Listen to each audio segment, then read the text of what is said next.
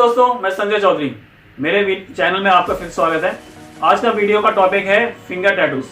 अगर आप finger tattoo बनवाने के बारे में सोच रहे हैं या आप टैटू आर्टिस्ट हैं, फिंगर टैटू बनाने जा रहे हैं, तो कुछ फैक्ट्स होते हैं जो फिंगर टैटूज के बारे में जानना जरूरी है। तो आइए इस वीडियो के माध्यम से हम देखते हैं कि क्या क्या फैक्ट्स हैं और क्या क्या ध्यान रखना जरूरी है फिंगर टैटू बनवाने से पहले या फिंगर टैटू बनाने से पहले। चलो वीडियो शुरू करते हैं। जब आप फिंगर टैटू बनवाने जा रहे हैं या आप बनाने जा रहे हैं तो इस बात का ध्यान रखना जरूरी है क्लाइंट्स को स्पेशली कि फिंगर टैटू जो है और एरिया के मुकाबले में, बॉडी पे कहीं भी और एरिया के मुकाबले में सबसे ज़्यादा पेनफुल होता है।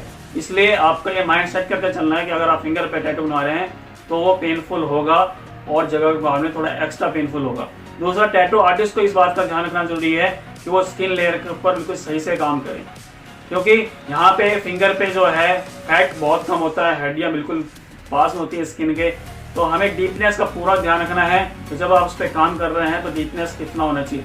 एक्चुअली जो डीपनेस है वो बॉडी पे जब हम कहीं भी बनाते हैं टैटू तो 1 mm हमारी डीपनेस होती है, लेकिन हमें यहाँ पे थोड़ा उससे कम रखना होता है। 1 mm से थोड़ा कम, 1/2 mm या 1 mm के बीच में चलना होता है। तो इस बात का ध्यान रखना है, हमें डीपनेस बहुत कम रखनी है, मीडियम मेंटेन करके रखनी है ताकि क्लाइंट को कम से कम पेन हो। और प्लस यहाँ पे टैटू भी जो है वो हड्डियों पे ना चले, मशीन जो है नीडल हड्डियों पे भी ना चले। इस बात का पूरा ध्यान रखना है, लेयर का ध्यान रखना है। दूसरा, क्लाइंट को इस बात का सोच के चलना है कि उनका जो है पेन जो है एक्स्ट्रा होगा, तो ये थोड़ा माइंड आपको सेट करके चलना पड़ेगा। नेक्स्ट ये कि आपने ज्वाइंट्स का ध्यान रखना है। ज्वाइंट्स की तरफ जो है, जैसे मान लिया ये तो ज्वाइंट्स है, इन पे टैटू जो है वो ना बने। अपने ऐसे एरियाज पे टैटू बनाने हैं या यहाँ पे बनाने हैं, ज्वाइंट्स को थोड़ा अवॉइड कीजिएगा, क्योंकि ज्वाइंट्स बहुत ज़्यादा पेनफुल होता है, बहुत ज़्यादा। दूसरे जगह पे यहाँ की जगह ज्वाइंट्स जो है बहुत, तो ज्वाइंट्स पर थोड़ा कोशिश कीजिए कि अवॉइड कीजिए कि उस तरफ कोई टैटू, ऐसा कोई डिजाइन सेलेक्ट कीजिए कि आपका टैटू जो है ज्वाइंट्स को टच ना करे।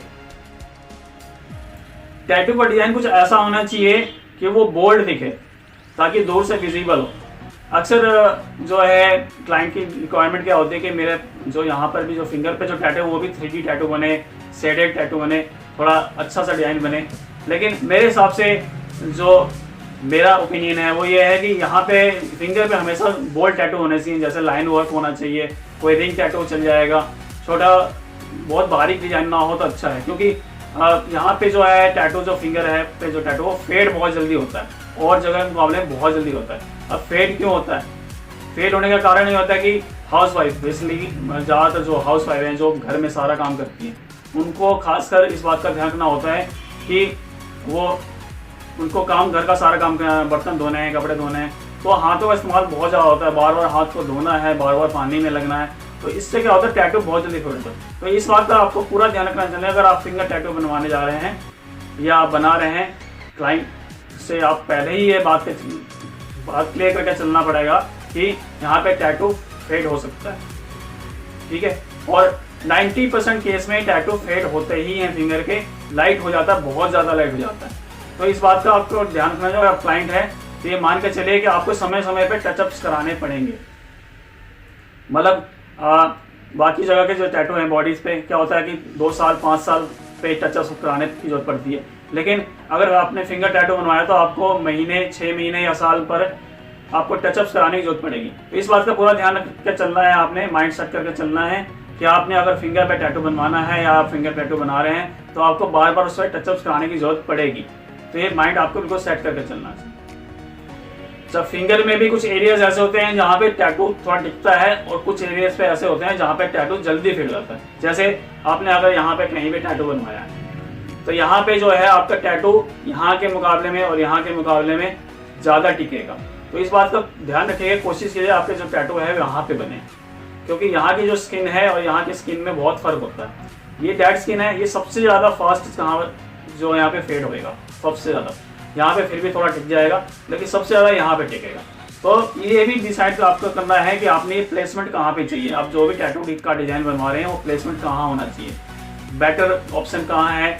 टैटू आर्टिस्ट का भी ये जिम्मेदारी बनता है कि वो भी उनको सजेस्ट करे कि वो आपका जो टैटू यहाँ पे बनेगा वो कहाँ पे ज़्यादा बेटर रहेगा, कहाँ पे ज़्यादा टिकेगा। क्लाइंट को भी ये पता होना चाहिए। अगर नहीं पता है तो आप टैटू आर्टिस्ट से ज़रूर पूछें कि मेरे लिए कहाँ पे बेस्ट रहेगा, कहाँ पे फिंगर पे मैं टैटू बनवाऊँ जो ज़्यादा टिकेगा। और अच्छा लगने की बात है, अच्छा तो अपनी पसंद है, अपने कहाँ पे आप डिसाइड करना है, लेकिन मेरे हिसाब से जो मेरा ओपिनियन है, यहाँ पे ज़्यादा बेटर ऑप्शन है, यहाँ के जो टैटू आप बनवाएंगे वो ज़्यादा अच्छा टिकेगा। अब आफ्टर केयर की बात करते हैं। आफ्टर केयर के बारे में अगर आपने वीडियो नहीं देखा है तो मैं लिंक दे दूंगा, आप उसमें देख लीजिएगा कि किस तरीके से आपको अपनी फ्रेश टैटू को केयर करनी होती है। लेकिन इस बात का ध्यान रखिए कि जो वो केयर है वो फ्रेश टैटू के लिए तो है ही है, लेकिन वो सेम आपने फिंगर टैटू पे भी इस्तेमाल करना है, बड़े और बॉडीज के जगह पे, दूसरी जगह पे भी सेम ही केयर है, लेकिन इसमें थोड़ा ज़्यादा एक्स्ट्रा केयर करनी पड़ती है क्योंकि ये जो एरिया है बहुत सेंसिटिव एरिया है। दूसरा, हमें हाथ को बार बार यूज़ करना होता है, हर जगह यूज़ करना होता है, धोना होता है बार बार, चाहे हम फ्रेश हो रहे हों, चाहे कपड़े धो रहे हों, चाहे बर्तन धो रहे हैं, या कुछ भी साफ सफाई करनी होती है, हमें बार बार साबुन लगाना पड़ता है, बार बार धोना होता है। तो इसलिए फर्स्ट 10 डेज बहुत ज़्यादा केयरिंग की जरूरत है। अगर आपके फ्रेश टैटू पे, फिंगर टैटू पे स्पेशली बहुत ज़्यादा जरूरत है। तो आपने अवॉइड करना है सनलाइट। अब यहाँ पे फेडिंग क्यों होता है? फिंगर टैटू ज़्यादा फेड होते हैं। ज़्यादातर आपने केस अगर नहीं देखा होगा, सुना हो, तो आप गूगल पर ट्राई कीजिएगा। जो फिंगर टैटू बहुत ज़्यादा फेड होता है क्योंकि हम इसको मेंटेन ही नहीं कर पाते, बहुत ज़्यादा मेंटेनेंस चाहिए होता है, हमें सारे काम करने हैं, इसी से बार बार हाथ धोना है।